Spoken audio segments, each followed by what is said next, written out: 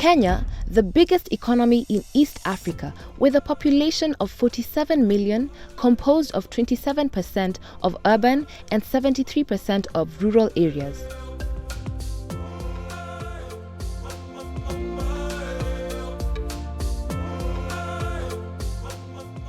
Kenya is going through a tremendous economic transformation on both social and economic sectors, with an outstanding growth in infrastructure, education and health sectors.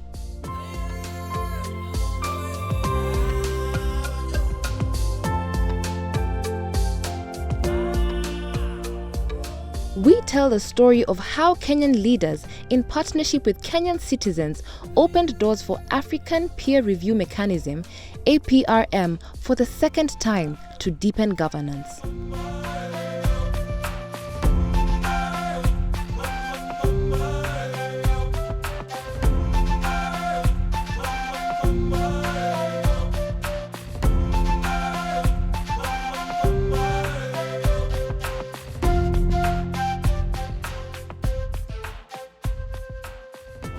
The founding fathers of this mechanism sat down and asked themselves, why are we always assessed by outsiders?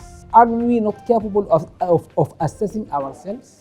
Most of the assessments of African governments, human rights, economic development, good governance and all of that, was being done from outside the continent by outsiders like Transparency International, Amnesty International, Freedom House, World Bank, all of those. The African leaders decided it is time Africans also started reviewing the quality of governance among themselves. That is not to say you leave out the outsiders, but also you put in your own view in this very diverse area. So at the AU summit, which inaugurated the African Union in 2002, they decided on an African peer review mechanism. That is, African governments will select experts from Africa to review governments and then report to the heads of state who are willing to be reviewed by their peers. And then they discover the best practices and what needs to be done to be reformed, and that will be the basis of this discussion. I believe Aprm is the most innovative instrument that we have come up with as Africans since independence. It's important that we as Africans look at ourselves and be able to assess how much progress we are making in the various areas of governance and socio-economic development. The Aprm is a unique model for promotion of good governance. There's no other continent that has come up with a multilateral mechanism for promoting good governance, and especially as a voluntary mechanism. The Aprm process is an unprecedented initiative. It is a unique apparatus that we created voluntarily to help each other, but as participating members, undertake extensive assessments in all the sectors of governance. Kenya opened doors for Aprm on 9th of March 2003, and today 35 countries have voluntarily acceded to the Aprm. African Peer Review Mechanism, Aprm, has 4 thematic areas: democracy and political governance, economic governance and management, corporate governance, and socio-economic development. So these 4 areas were actually the focus of this review, and representatives of these sectors from various corners of this country were given the opportunity to express themselves about the achievements that have been realized since 2010. Then they were also to cite challenges, if any, that are faced, and maybe also to suggest ways in which such challenges could be tackled, suggest interventions on the way forward. Now what happens is that you are given an evaluation of your country and told how to reform it and reform it better. So in the first round, for example, Ghana, Rwanda, Kenya, and Mauritius were reviewed.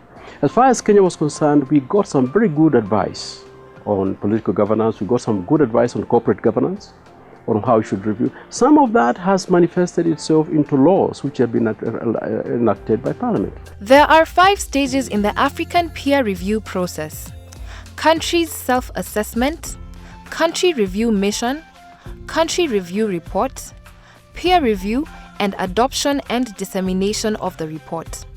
The government of Kenya has commenced the process of the second Aprm country review by undertaking the country self-assessment. The country review team will visit the country to validate the self-assessment reports. The country review team is comprised of a panel of eminent persons, thematic consultants, and staff from the Aprm Secretariat. Wide consultations with government officials, political parties and parliamentarians, representatives of civil society, media, trade unions, business and professional bodies are undertaken. This is the equivalent of an external audit. The review team, their agenda is selected by themselves and by the African Union and the African Peer Review Office in Johannesburg. They tell us who they want to talk to, when and where. The African Union's experts come with an agenda because they know and they've read the country and they're experts in their areas, whether it's economics or governance or corporate governance and so on. So when they come here, they say who they want to talk to, and we facilitated them completely, without any question. They're able to talk to anybody they like to. They couldn't have gone to every country, but we combined counties so that they could meet them separately, and they met the majority of country officers and officials and politicians and stakeholders that they wanted to see, as well as at the national level. One of the outstanding issues that comes up again and again is the issue of devolution. Devolution is generally accepted as a good step in improving governance in this country. The report will cover all the period for us from 2006 up to today. Then it will be clear where there was a progress, where there was a regressive regression, what has been achieved will accompany also the opinions of the people.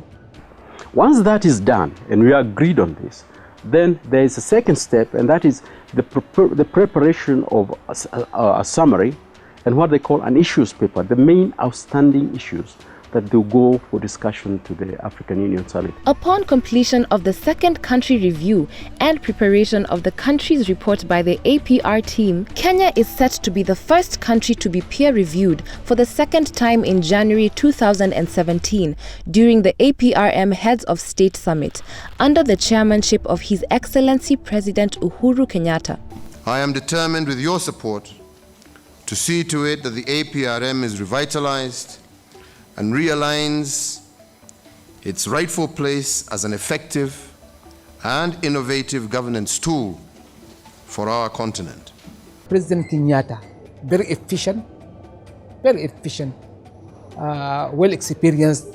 So now really this period has shown, we have seen a tremendous positive change, a real revitalization, because he himself, President Kenyatta, his main project during his tenure is to see Aprm revitalized. You know, there was a time when there was a lull in the number of missions that we were doing. There were times even in a year we didn't do any review mission. This year we have just done 4.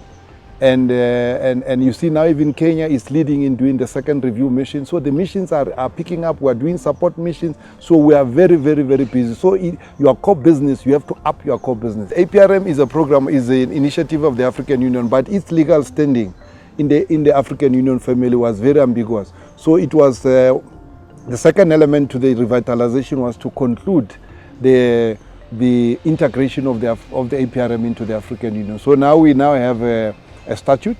The statute now has formally integrated and the statute was adopted here in Kenya on the margins of TICAT to integrate the Aprm into the African Union. Now the Aprm is a specialized agency of the African Union.